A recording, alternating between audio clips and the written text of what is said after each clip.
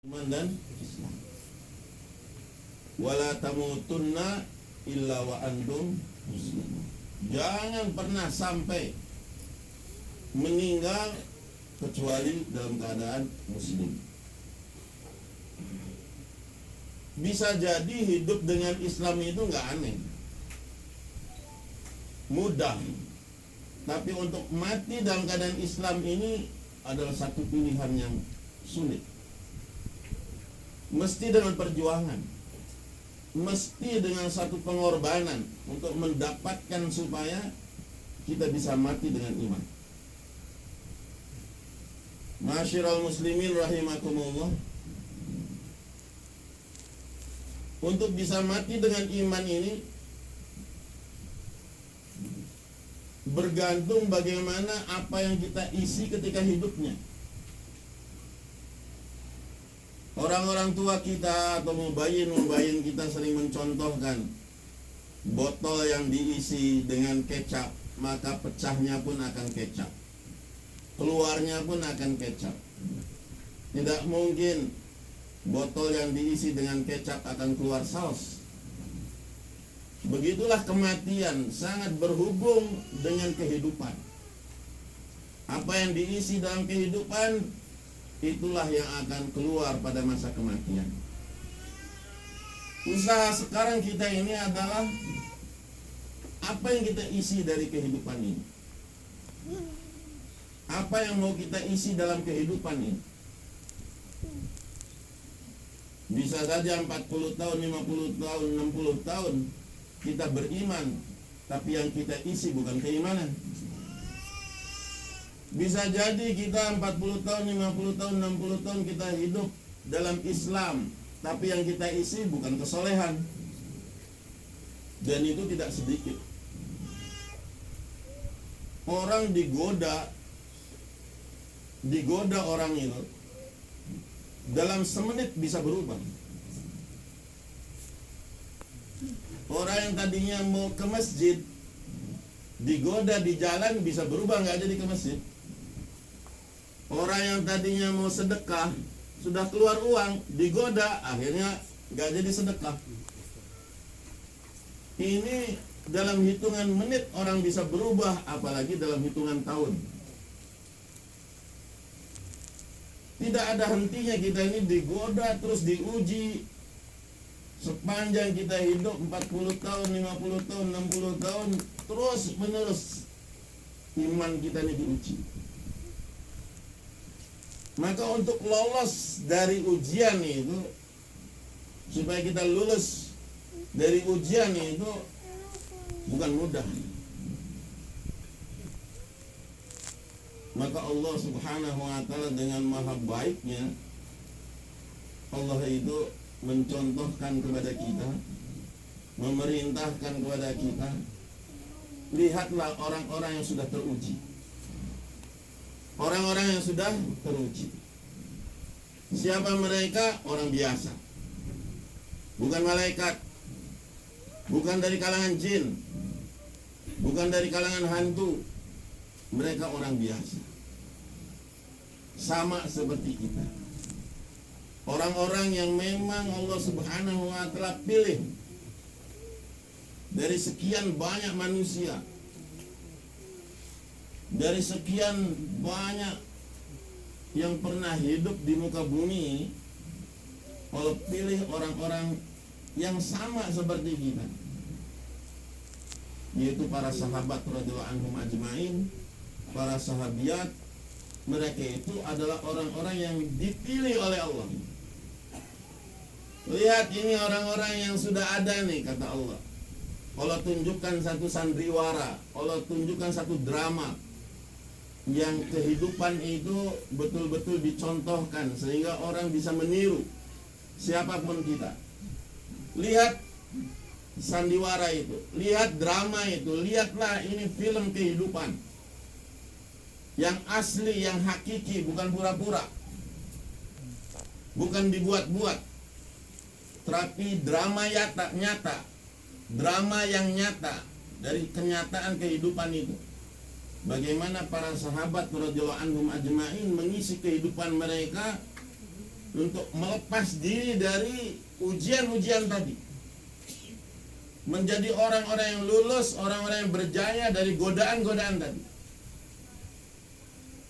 Hadirin, kalau kita lihat sebetulnya ya,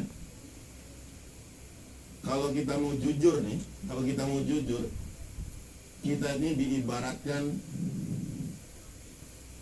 kalau berada di ring tinju, kita ini selalu kalah.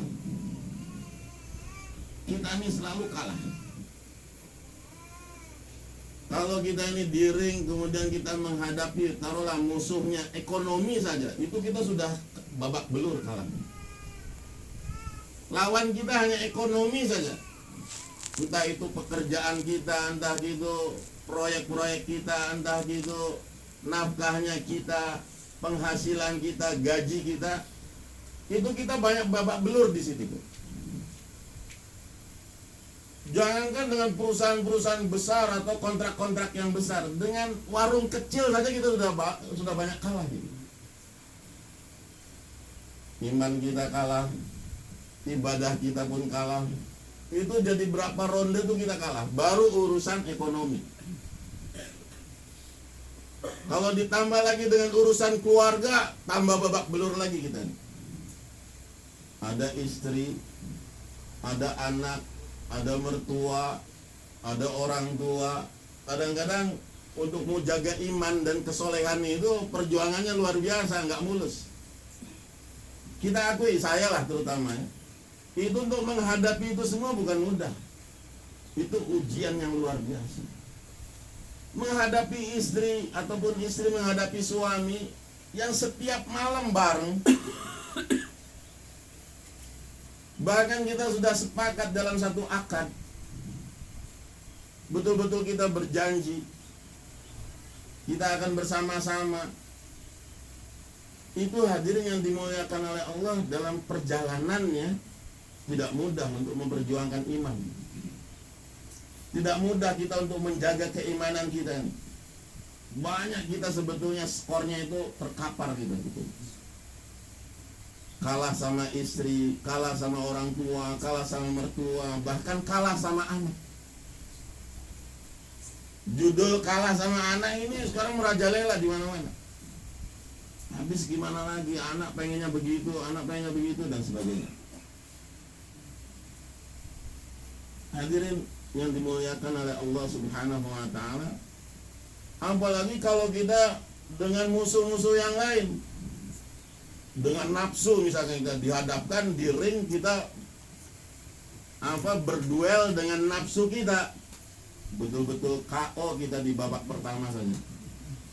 Di ronde pertama itu udah terjungkal gitu tuh, melawan nafsu. Disinilah gambaran para sahabat radhiyallahu anhum ajma'in. Allah contohkan, lihat nih orang-orang yang sama seperti kalian, punya nafsu juga, punya keluarga juga, punya pekerjaan juga, urusan ekonomi mereka, urusan masyarakat, urusan politik, urusan macam-macam yang ada. Itu bagaimana kehidupan para sahabat ini bisa dinyatakan lolos, sukses, berhasil, bahkan tidak saja di dunia tapi juga di akhirat. Ini gambaran ini. Bertahan sampai mati kita itu bukan mudah. Bertahan dalam keimanan sampai mati kita tuh bukan mudah. Ustadz, kan banyak itu kuburan-kuburan orang Islam. Memang kuburan orang Islam tuh banyak, tapi belum tentu mati dalam Islam. Kita husnudzon saja. Husnudzon saja mereka semua muslimin, tapi belum tentu. Kalau ditanya orang-orang kedokteran, misalkan rumah sakit, berapa orang yang meninggal dunia dari sekian banyak itu yang bisa mengucapkan la ilaha illallah di akhir hayat? Sangat sedikit. Oke lah, nggak usah orang umum. Kita di antara pekerja dakwah saja, berapa orang yang nyata-nyata mengucapkan la ilaha illallah ketika akhir hayatnya? Bisa dihitung dengan jari. Hadirin yang dimuliakan oleh Allah, maka ini perjuangan, bukan perjuangan yang biasa. Ini perjuangan yang luar biasa untuk bertahan kita sampai akhir hayat. Wala tamutunna illa wa antum muslimun.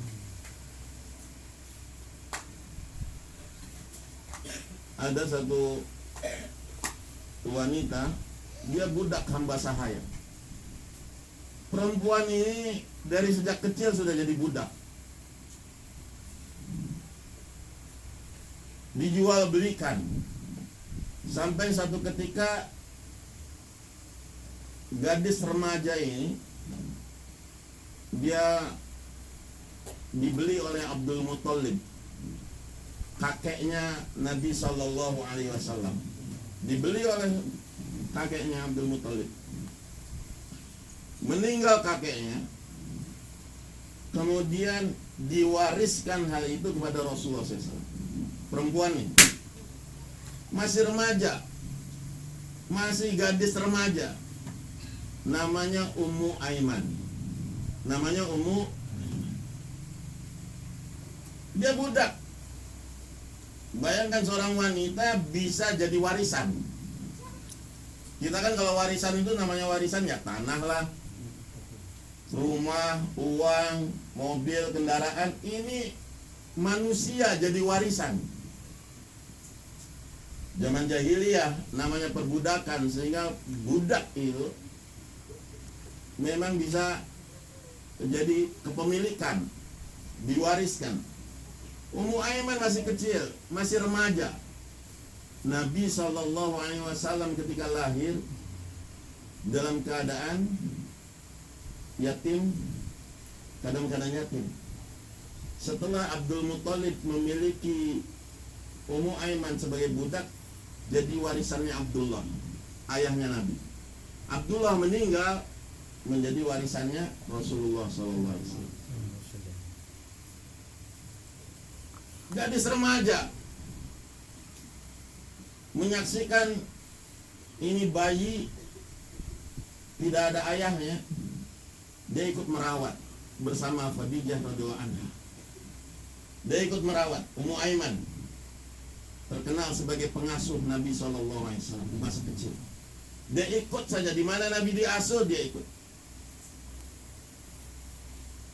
Kemudian sampailah Nabi SAW menikah dengan Khadijah. Kemudian ketika itu Ibunda Aminah, ya, Ibunda Aminah melahirkan Rasulullah SAW. Kemudian merawat sama-sama Rasulullah bersama Ibunda Aminah. Saya salah tadi nyebut Khadijah ya. Ibunda Aminah, sampai Ibunda Aminah meninggal dunia, dia mengganti menjadi pengasuhnya.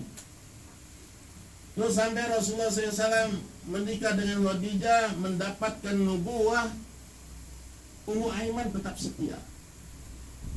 Bahkan setelah Islam dia dimerdekakan, dia tetap ikut kepada Nabi SAW walaupun tahu dirinya budak. Dia bebas, dibebaskan. Engkau merdeka wahai Ummu Aiman. Tapi Ummu Aiman tidak mau lepas dari Nabi SAW. Sampai terus begitu bahagianya Nabi kepada pilihan Ummu Aiman, sampai Nabi SAW bersabda ketika Ummu Aiman telah menjadi dewasa. Nabi bersabda kepada para sahabatnya, siapa yang mau menikahi wanita ahli surga, menikahlah dengan Ummu Aiman. Hadirin, kemerdekaan yang dia dapatkan, kebebasan setelah jadi budak, sebetulnya dia bebas untuk menjadi apa saja. Dia memang dulunya berangkat dari orang kafir, tidak ada iman, tidak ada apapun agama. Tapi melihat keagungan Nabi SAW, kehidupan yang dicontohkan oleh Nabi berserta Khadijah radhiyallahu anha, iman masuk ke dalam dirinya. Dan dia jaga, dia pelihara itu iman. Dari masa gadis lagi dia sudah jaga. Dari sejak Nabi SAW masih bayi, dia sudah lihat bahwa inilah cahaya. Dia sudah menerima nur itu. Kekaguman itu sudah ada. bagaimana nur yang ada pada diri Nabi SAW masuk ke dalam hati Ummu Aiman. Sampai dia pelihara, dia jaga terus. Walaupun dibebaskan, walaupun dimerdekakan, tidak berpaling dia daripada iman itu. Maka Ummu Aiman, ketika Nabi SAW sabdakan, siapa yang mau menikahi wanita ahli surga, menikahlah dengan Ummu Aiman. Itu Ummu Aiman menangis. Dia berkata kepada Nabi SAW, wahai Muhammad, ya Rasulullah, saya ini punya apa? Saya ini hanya bekas seorang budak saja. Apa yang saya miliki? Saya tidak punya keistimewaan apa-apa. Tapi Ummu Aiman begitu terharu dengan kata-kata Nabi, siapa yang mau menikahi ahli surga. Kita ingat ada 10 laki-laki yang disebutnya Asyra Mubasyarat bil Jannah, 10 orang yang telah diberitahu bahwa mereka akan jadi penduduk surga. Dan juga ada beberapa wanita. Salah satunya justru Ummu Aiman sebagai budak, masih gadis remaja yang belum tahu apa-apa. Belum tahu apa-apa, dia masih gadis remaja.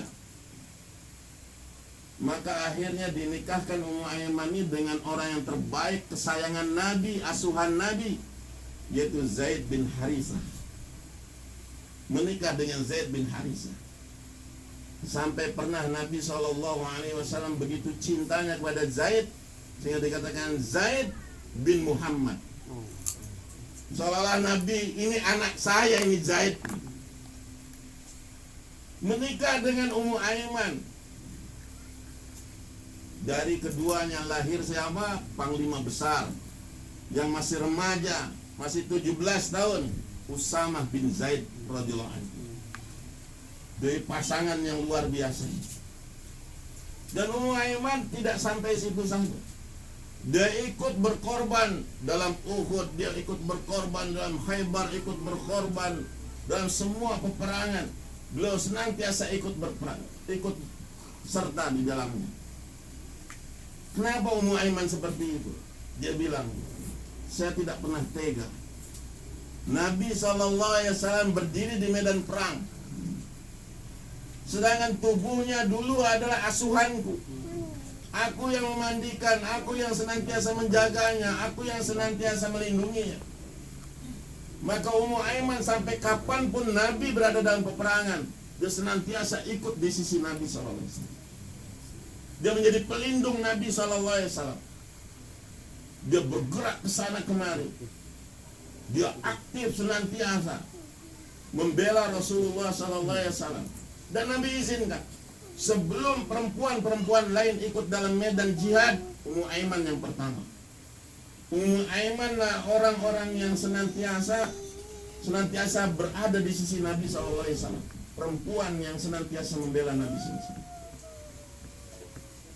Sampai wafatnya Nabi SAW. Wafatnya Nabi SAW, Abu Bakar, Umar satu ketika menangis berdua. Mereka berkata, ayo kita kunjungi Ummu Aiman. Mereka pun berkunjung. Abu Bakar dan Umar radhiyallahu anhu berkunjung ke Ummu Aiman sebagai kerabat Nabi SAW, pengasuh Nabi SAW. Sampai di rumah Ummu Aiman terdengar tangisan. Maka kata Abu Bakar dan Umar radhiyallahu anhu, wahai Ummu Aiman, mengapa engkau menangis? Bukankah sudah menjadi takdir bahwa Rasulullah SAW pun akan mangkat? Kenapa engkau masih bersedih? Ini adalah takdir Allah Subhanahu wa ta'ala. Apa jawab Ummu Aiman? Dia katakan, aku tidak memasalahkan wafatnya Nabi SAW, tapi aku menangis ini karena aku bersedih sudah tidak akan ada lagi wahyu yang turun dari langit.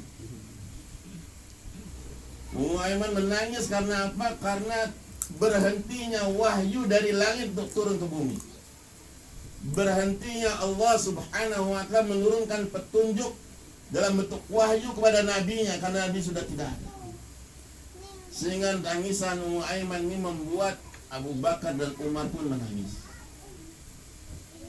terus masih hidup sampai Abu Bakar meninggal dunia, sampai Umar meninggal dunia, Ummu Aiman tetap masih hidup dan ikut dalam semua peperangan. Sampai usianya dalam keadaan tua pun masih terus tidak pernah berhenti ikut dalam perjuangan. Beliau meninggal di awal pemerintahannya Utsman bin Affan radhiyallahu anhu, dalam rentang waktu yang cukup panjang. Dalam masa-masa dari sejak Nabi SAW kecil, bayi lahir, bayangkan, dia menjaga imannya itu, padahal dia budak, padahal beliau adalah hamba sahaya, seorang wanita yang lemah, yang mudah tergoda. Wanita mempunyai fitrah yang mudah tergoda, mudah dirayu, mudah juga menggoda, mudah juga merayu orang. Tapi Ummu Aiman, Masya Allah, dari sejak lahirnya Rasulullah SAW terus sampai dewasanya, sampai besarnya, sampai masa usia tuanya, dia lulus dari ujian-ujian itu. Dia sukses dalam menempuh ujian-ujian itu, bersanding dengan seorang sahabat yang luar biasa, Zaid bin Harithah. Ditinggal oleh Zaid bin Harithah dalam setiap peperangan, bukan menghentikan dirinya dari ikut berjuang di jalan Allah Subhanahu wa ta'ala. Maka hadirin yang dimuliakan oleh Allah, bertahan dari ujian itu susah. Tidak cukup dengan hanya sekedar kita 4 bulan, 40 hari, tapi meningkatkan pengorbanan, terus meningkatkan pengorbanan. Barulah iman itu akan teruji. Nabi SAW bersabda, jadidu imanakum. Ini sabda Nabi kepada siapa? Kepada sahabat. Yang diomongi ini adalah sahabat. Bayangkan, sahabat yang sudah pol imannya, sahabat yang sudah puncak-puncaknya iman, dinasihati oleh Nabi apa? Jadidu imanakum. Perbaharilah iman kalian. Itu sahabat saja dinasihatinya begitu, apalagi kita seharusnya, apalagi kita. Hadirin yang dimuliakan oleh Allah, saya tadi katakan wanita itu mempunyai kelebihan, pandai merayu, pandai menggoda. Ini bukan kata saya, kata Allah Subhanahu wa ta'ala. Di dalam Al-Quran Allah pun berfirman mengenai siapa? Mengenai wanita. Inna kaidakunna azim. Tipu muslihat wanita itu luar biasa. Godaan perempuan itu luar biasa. Dia mudah menggoda dan mudah tergoda. Wanita, kalau wanita tidak tahu di mana posisinya dia, apa kelebihannya, apa kelemahannya, niscaya wanita ini akan digunakan oleh ahli-ahli batil untuk kebatilan. Kalau wanita tidak sadar posisinya, kalau wanita tidak tahu kelebihannya, keistimewaannya, dan juga dia tidak tahu kelemahannya, maka hadirin yang dimuliakan oleh Allah, dia akan mudah gagal dalam ujian. Dia akan sulit untuk lulus dari ujian-ujian itu. Seorang istri pembesar, istri Al-Aziz, di dalam Al-Quran disebutkan bagaimana ia menggoda Nabi Yusuf alaihissalam. Lihat ini, Al-Quran menceritakannya dengan gaya bahasa yang luar biasa. Semua sudah ada, bayangan. Seorang wanita, istri Al-Aziz, istri gubernur, bahkan istri menteri dikatakan, sudah punya ini semuanya. Rumah sudah mewah, harta sudah melimpah, suami kaya raya dan tampan, tapi masih tergoda. Istri Al-Aziz nih dalam Al-Quran, seorang istri yang sudah dipenuhi semuanya dengan nikmat-nikmat duniawi, masih saja tidak lulus dengan godaan.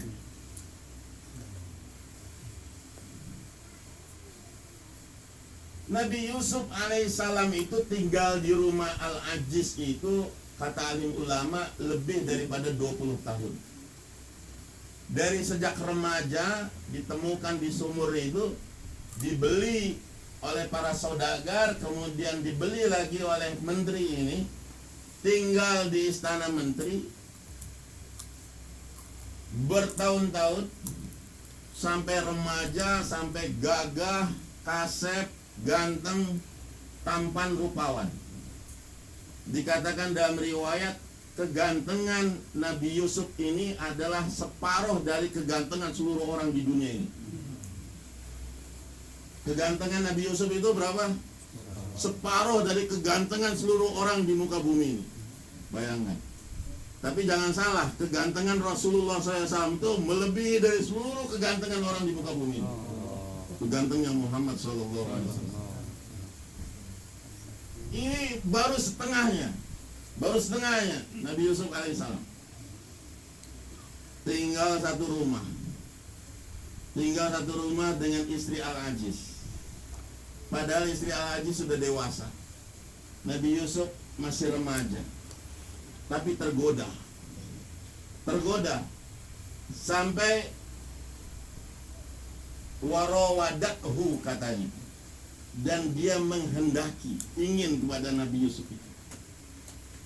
Sampai satu kesempatan wa ghallaqal abwab, ditutup pintu-pintu semua. Ditutup pintu-pintu rumah itu. Semuanya, itu bukan satu bab saja, semua pintu ditutup.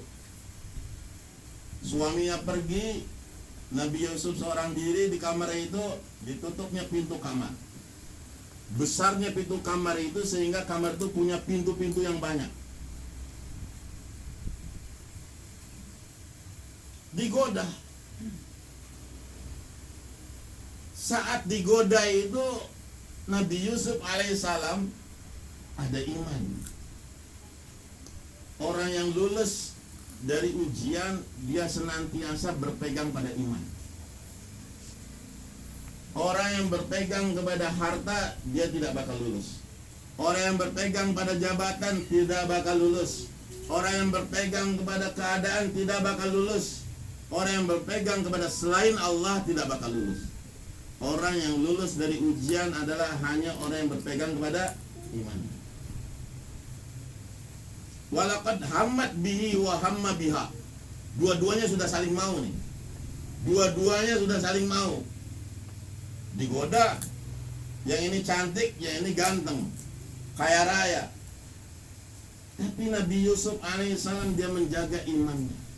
Perempuan ketika imannya lemah, dia berani berbuat kemaksiatan di rumahnya sendiri, di rumah yang ada suaminya. Dan setiap perbuatan maksiat tidak berhenti kepada satu titik. Kemaksiatan itu akan melahirkan kemaksiatan berikutnya. Kemaksiatan satu menimbulkan kemaksiatan dua, menimbulkan kemaksiatan yang ketiga. Terus begitu. Kalau tidak dihentikan dengan iman, maka dia akan terperosok kepada dosa dan dosa. Maka Al-Quran menceritakan ketika dua-duanya sudah sangat ingin, tapi yang satu berpegang pada iman, yang satu tidak berpegang pada iman. Dia tidak ada malu. Wanita itu kalau sudah tergoda tidak ada malu. Padahal tempat malu yang paling tinggi adalah di wanita. Tapi wanita bisa menggoda. Wanita mudah tergoda. Ini Al-Quran yang cerita. Wanita mudah menggoda, wanita mudah tergoda. Nah ini contohnya adalah istri Al-Aziz. Dia mudah tergoda, tapi menggoda juga. Dan menggoda Nabi Yusuf alaihissalam. Hadirin yang dimuliakan oleh Allah, sampai Nabi Yusuf apa katakan, ma'adzallah, aku takut kepada Allah. Ini iman. Dia juga punya nafsu, dia juga punya syahwat, tapi Nabi Yusuf ucapkan ma'adzallah. Tapi masalahnya perempuan itu diingatkan nama Allah, dia tidak terpengaruh. Hadirin, orang Arab itu Kalau dia mau memperkosa ataupun mau berbuat kata, kita katakan ittaqillah Allah, ittaqillah Allah, misal kita ucapkan Allah, kalau dia beriman dia akan tersentak, dia ingat Allah, dia akan berhenti dari memperkosa. Diingatkan Allah itu biasanya orang mukmin itu ya disebut nama Allah, dia akan terputar. Rasa takut itu kan ada. Nah, ketika Nabi Yusuf digoda oleh perempuan ini, Nabi Yusuf katakan ma'adzallah, perempuan ini dia tidak takut kepada Allah.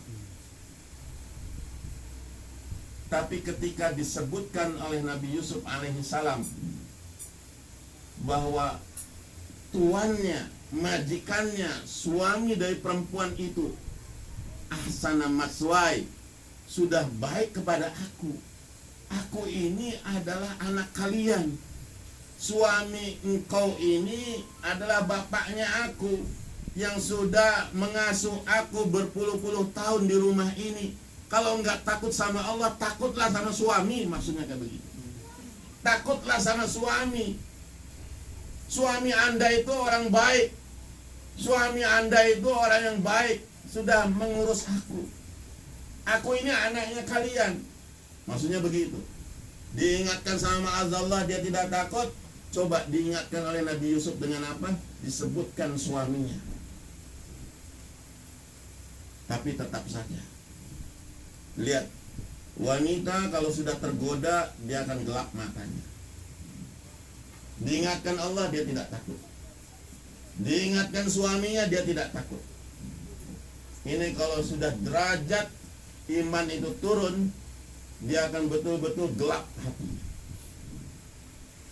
Sehingga apa? Tidak ada jalan keluar yang lain. Jalan pertama diingatkan Allah, tidak takut. Jalan kedua diingatkan suami, dia tidak takut. Jalan ketiga apa? Lari. Wastabaqal bab, berlomba. Wastabaqa itu untuk dua orang, mereka berdua berlari. Jadi Nabi Yusuf alaihissalam lari ke pintu, si perempuan itu tahu Nabi Yusuf mau ke pintu, dia halangi. Lari lagi ke pintu yang satu, dia halangi lagi. Nabi Yusuf mau cari pintu yang lain, dihalangi lagi. Sampai akhirnya ketika dia kalah dari Nabi Yusuf sudah mau capek. Waqaddat qamiisuh, ya waqaddat qamiisuhu, disobeknya, ditariknya bajunya Nabi Yusuf dari arah belakang. Perempuan ini sudah gelap hatinya, tergila-gila dengan nafsu syahwat, dia akan berbuat apa saja. Sampai ternyata ketika terbuka pintu itu ada suaminya. Suaminya di depan pintu. Lihat, maksiat tidak berhenti pada satu maksiat, dosa tidak berhenti pada satu